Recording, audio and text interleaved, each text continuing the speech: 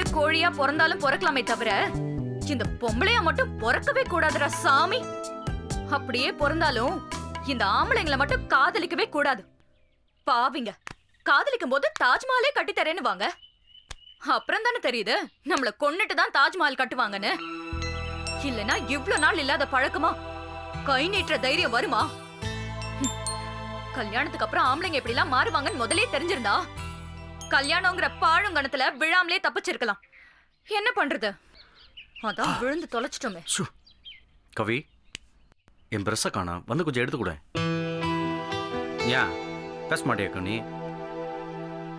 சரி, பேசலைனாலும் பரவாயில்ல, வந்து பிரஷ் எடுத்து கொடுவா. பிரஷ்க்கு என்ன காலை முளைச்சிடுச்சு ஓடி போறதுக்கு? எல்லாம் அங்கதான் இருக்கும், போய் பாத்துக்கோங்க.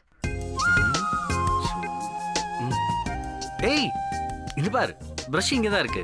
பேஸ்ட காணோம், பேஸ்ட் வந்து எடுத்து கூட. ஓ, விளையாடுறீங்களாக்கோ? அப்படியே அந்த பக்கம் பாருங்க, பேஸ்டும் இருக்கும். இல்ல, சத்தியமா இல்ல, நீ வந்து எடுத்து கொடு, வா. அப்ப போய் தேடி பாருங்க, எல்லாம் கிடைக்கும். இந்த பாரு, நான் நல்லா தேடிட்டு தான் சொல்றேன், எங்கேயுமே கிடைக்கல. வா, நீ வந்து தேடினாதான் கிடைக்கும். ஏன்னா நீ தானே அதிர்ஷ்ட தேவதை. வா. அதிர்ஷ்ட தேவதையா? ஏன் ராத்திரி அடிக்கும் போது இந்த அதிர்ஷ்ட தேவதை ஞாபகத்துக்கு வரலையோ? இப்ப ஏன் அதை ஞாபகப்படுத்துற? உனக்கு ஒன்று தெரியுமா, நான் உன்னை அடிச்சதை நினைச்சு ராத்திரி பூரா வருத்தப்பட்டு தூங்கவே இல்லை. யாரு நீங்க? ராத்திரி முழுக்க தூங்கல. நல்லா 1.5 முழத்துக்கு கொரட்டை விட்டு கும்பகர்ண மாதிரி தூங்கிட்டு இருந்தத நாங்களும் பார்த்தோம். ஏதோ போனா போட்டோன்னு பரிதாபப்பட்டு போர்வையை போத்திட்டு போனேன். அப்படியா?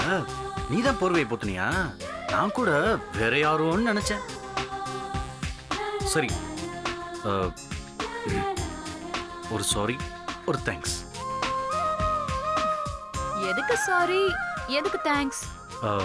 சாரி நான் உன்னை அடிச்சதுக்கு, தேங்க்ஸ் நீ எனக்கு போர்வை போத்தி விட்டதுக்கு. ரொம்ப வழியுது. தொடச்சுக்கிட்டு ஆபீஸ்க்கு போற வழியை பாருங்க. இப்படியே பல்லு தேய்க்காம ஆபீஸ் போக சொல்றியா? வாயை வந்து எடுத்து கூட. இது பாருங்க, இன்னைக்கு நான் உங்களுக்கு எந்த வேலையும் பண்ண மாட்டேன். நீங்க நடிச்சதுக்காக உங்களுக்கு பனிஷ்மெண்ட். நீங்க நடிச்சதுல இருந்து என் மனசுக்கு எவ்வளவு கஷ்டமா இருக்கு தெரியுமா? சரி வா, பாரு, வா. நான் வர மாட்டேன். இப்ப நீ வரல, அப்படியே நான் நாளே கத்துக்கிட்டு போயிருவேன். வா. வர முடியாது. வர மாட்டியா? ஐயோ, என்ன? வா. முடியாது. வந்துரு. முடியாது. தூக்கிடுவேன். வந்துரு. வேண்டாம். வா.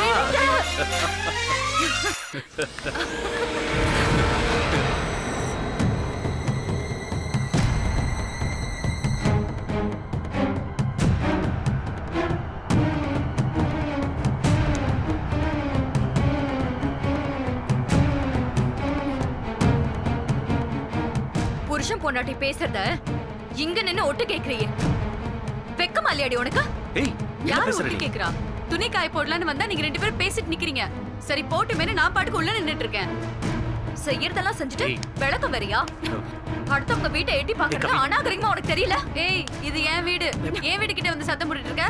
முதல்ல எடுத்து காலி பண்ணு. என்ன மிரட்டறியா? பாடி பாடின்னு சொல்றல, வா. அவளுக்கு பதில் என்னால ஓடியெல்லாம் ஒளிய முடியாதுங்க. ஏய், இப்ப தேவையில்லாம பிரச்சனை பண்ணாத. அக்கம் பக்கம் உள்ளவங்க பார்த்தா என்ன நினைப்பாங்க? வா உள்ள. அக்கம் பக்கத்துல என்ன வேணாலும் நினைச்சிட்டு போட்டும், அத பத்தி எனக்கு கவலை இல்ல. அமுதா, முதல்ல உள்ள வா. இது என் சொந்த வீடு, நான் இங்கதான் நிப்பேன். இது பாருங்க, அவதான் நம்ம பேசுறத ஓட்டு கேட்டுட்டு இருந்தா. அவள கேள்வி கேட்காம என்ன வந்து குத்த சொல்லிட்டு இருக்கீங்க?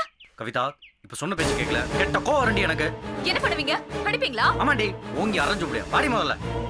ஓஹோ, இவ முன்னாடி அடிச்சு உங்க வீரத்தை காட்ட பாக்குறீங்களா?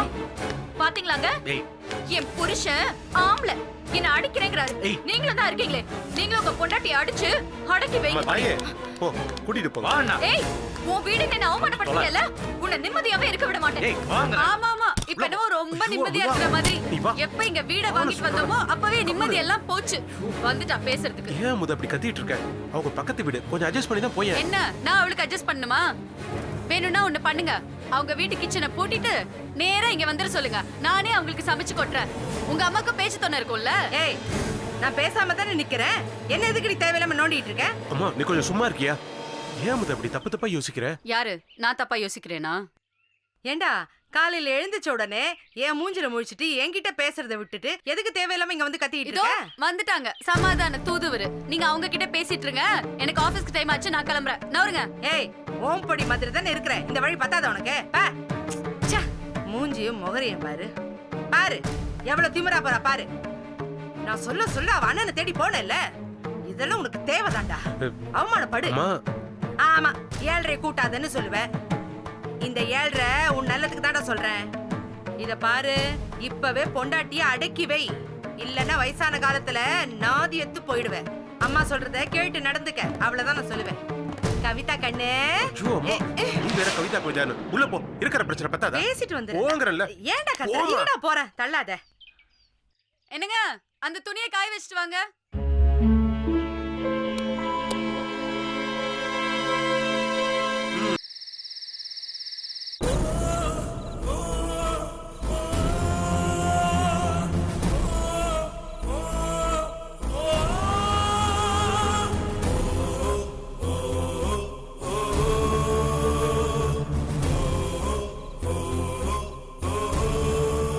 அப்படின்னா அவர் கட்ட பொண்டாட்டி என்ன விட உன் பொண்டாட்டி தான் முக்கியமா போயிட்டால. அப்படின்னா என்ன அர்த்தம்? உன் பொண்டாட்டி எனக்கு சக்களத்தின் தானே அர்த்தம். கூட பிறக்காத அண்ணங்கிற உறவுக்கு விளக்கம் தெரியுமா உனக்கு? நான் கேக்குற கேள்விக்கு முதல்ல பதில் சொல்லுடி. உலகத்துல எந்த ஃப்ரெண்டுடி அடுத்தவன் பொண்டாட்டிக்கு சொத்தை எழுதி வச்சுட்டு போயிருப்பான்? எந்த அண்ணன் தான் தான் பொண்டாட்டி பிள்ளைங்களை ஒதுக்கி வச்சுட்டு தங்கச்சியா நடிக்கிறவள கோபுரத்துல தூக்கி வச்சிருப்பான்? இதே என் புருஷன் கேட்டா அவருக்கு விளக்கம் சொல்ல நான் கடமைப்பட்டேன். ஏன் உன் புருஷன் தான் கேக்குறதா நினைச்சே பதில் சொல்ல வேண்டியது தானே? அவர் கேட்க மாட்டார். அதுதான் எங்களுக்குள்ள இருக்கிற தாம்பத்து. அப்போ நீ அவர் கொடுத்த பத்திரத்தை திருப்பி தர மாட்டேல்ல? மாட்டேன். கார்மெண்ட்ஸ் எனக்கு விட்டு கொடுக்க மாட்டேல்ல? மாட்டேன். காலேஜையும் என்கிட்ட ஒப்படைக்க மாட்டேன். மாட்டேன். அடி பாவி, என்னையும் என் புருஷனையும் நிரந்தரமா பிரிச்சுட்டேல்ல? எதுக்காக? எல்லாம் பணத்துக்காக தானே? இந்தா பணத்துக்கு ஆசைப்பட்டு தானே இதெல்லாம் பண்ண. என் புருஷனை பிரிச்சு என் குடும்பத்தை கரைச்சு எல்லாம் நாசமா போச்சு. எல்லாத்தையும் நீயே வச்சுக்க.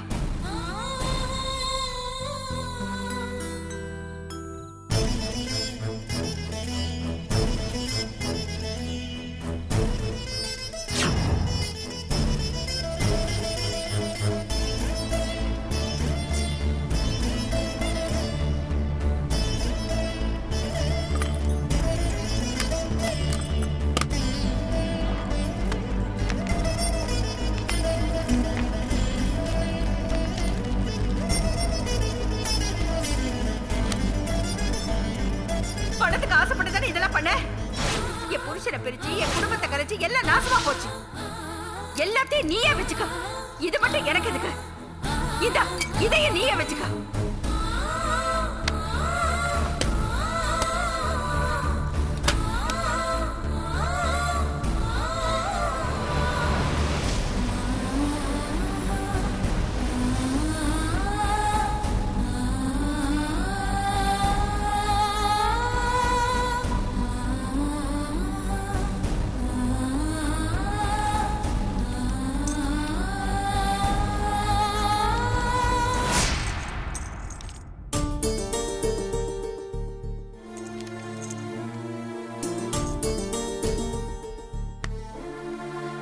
என்ன மேடம் இது?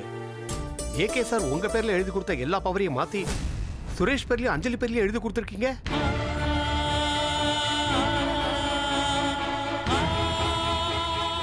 ஆமா சார். ஏன்?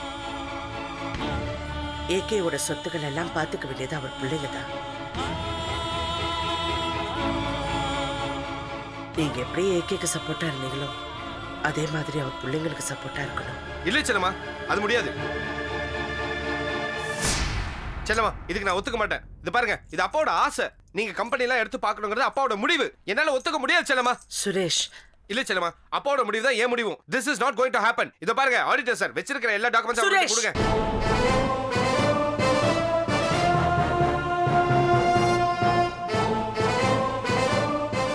நான் சொல்றது கொஞ்சம் பொறுமையா கேக்குறியா? என்னால உன் அப்பாவோட சொத்தை பாத்துக்க முடியாது. உனக்கு எப்படி உன் அப்பாவோட விருப்பம் முக்கியமோ அதே மாதிரி எனக்கு என் வீட்டுக்காரரோட விருப்பம் முக்கியம். அவருக்கு இதுல விருப்பமே இல்ல. தயவு செஞ்சு இந்த பொறுப்பை ஏத்துக்கிட்டு உன் அப்பாவோட கம்பெனி நிர்வாகத்தை நடத்துறதுக்கு நீ முயற்சி பண்ணு. ஏன் செல்லமா? ஏன் வடமலை சாருக்கு இதுல என்ன பிரச்சனை? அவரே ஒத்துக்க மாட்டேங்கிறாரு. நான் அவர்கிட்ட பேசுறேன் செல்லமா, நான் அவர்கிட்ட பேசுறேன். அவர் எங்க? வடமலை சார், வடமலை சார்,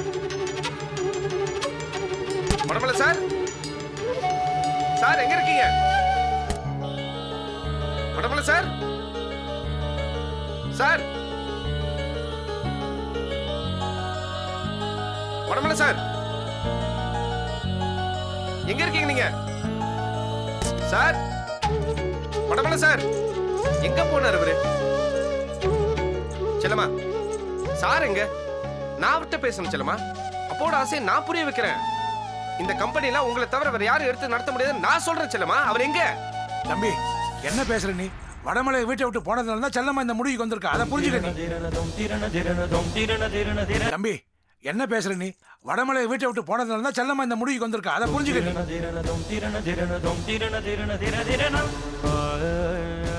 செல்லமா, இவரு என்ன சொல்றாரு? வடமலை சார்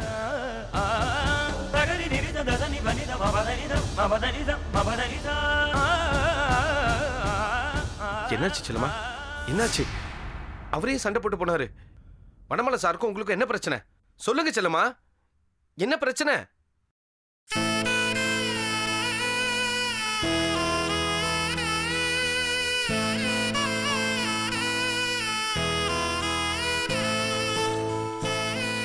சொல்லுங்க செல்லமா. சாரியை கோச்சிட்டு போனாரு. சொல்லுங்க செல்லமா, என்னாச்சு? சொல்லுங்க செல்லமா, என்ன பிரச்சனை? அவருக்கு என்னாச்சு? என்ன பிரச்சனை? சொல்லுங்க. என்னத்தையா சொல்ற? உங்க அம்மா வீடு ஏறி வந்து வடமலை அவ்வளவு அசிங்கமா பேசுன தெரியுமா உனக்கு? அதனாலதான் அவன் வீட்டை விட்டே போயிட்டான். அவளே புருஷனை காணும்னு சொல்லி வேதனையில துடிச்சிட்டு இருக்கா. நீங்க மேல மேல அவளை போட்டு இம்சை பண்றீங்க. இதை பாரு தம்பி, நீங்க உண்மையிலேயே அவளுக்கு நல்லது பண்ணணும்னு நினைச்சீங்கன்னா தயவு செய்து இந்த பத்திரத்தை எடுத்துக்கிட்டு இந்த இடத்த விட்டு காலி பண்ணுங்க. போங்க. மாமா கொஞ்சம் அமைதியா இருக்க.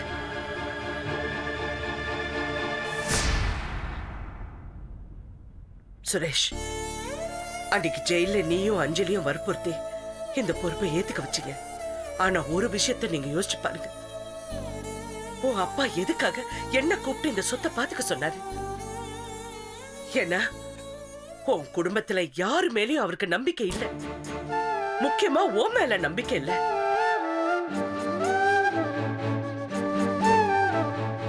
உன் அம்மாவை பத்தி பேசுறதுக்கு எதுவுமே இல்லை. ஆனா அஞ்சலி பாவம், அவ பட்ட கஷ்டத்துக்கு வேற ஒரு பொண்ணா இருந்தா இந்நேரம் செத்து போயிருப்பா. தோளுக்கு மேல வளர்ந்த புள்ள இருக்காங்கிறது ஒரு அப்பாக்கு சந்தோஷம். அந்த சந்தோஷம் நம்பிக்கை என்னைக்காவது அப்பாக்கு கொடுத்திருக்கியா? ஏன் உனக்கு என்ன இல்ல? படிப்பு இல்லையா, அறிவு இல்லையா, வசதி இல்லையா? ஏன் இப்படி இருக்க? நீ முதல்ல மாறணும், மாறணும். அப்பா இல்லைன்னா அவரோட சொத்தை நீ நிர்வாகம் பண்ண முடியுங்கிற எண்ணம் உனக்குள்ள வரணும்.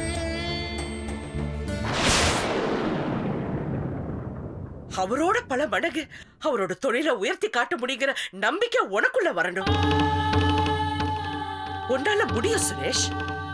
என்ன பொறுத்த வரைக்கும் உன் அப்பா ஜெயிலுக்கு போனப்ப விட்டுட்டு போன மிகப்பெரிய சொத்து நீயும் அஞ்சலியும் தான். அவர் வெளியே வரப்போ அவர் சந்தோஷப்படுற மாதிரி நீங்க ரெண்டு பேரும் வாழ்க்கையில நல்ல நிலைமையில இருக்கணும். இது பாரு, என் மேல அவர் வச்சிருக்கிற நம்பிக்கைக்கு நான் அவருக்கு செய்யணும்னு நினைக்கிறத அவ்வளவுதான். அது நடக்கணும்னா நீ இந்த பொறுப்பை ஏத்துக்கணும். நீ உன் மனசுல என்ன அம்மாவா நினைக்கிறது உண்மைன்னா இதுக்கு ஒத்துக்கணும்.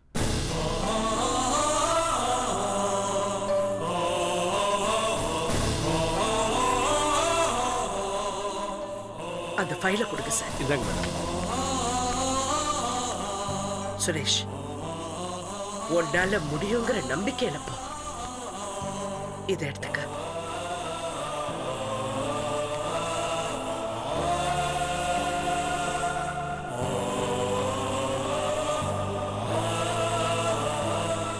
செல்லம்மா, வடமலை சார் அவர் என்ன விரும்பினாரோ அதைத்தான் நான் இப்ப செஞ்சிருக்கேன். அவர் திரும்பி வருவார், அந்த நம்பிக்கை எனக்கு இருக்கு. நீ போயிட்டு வா சுரேஷ்.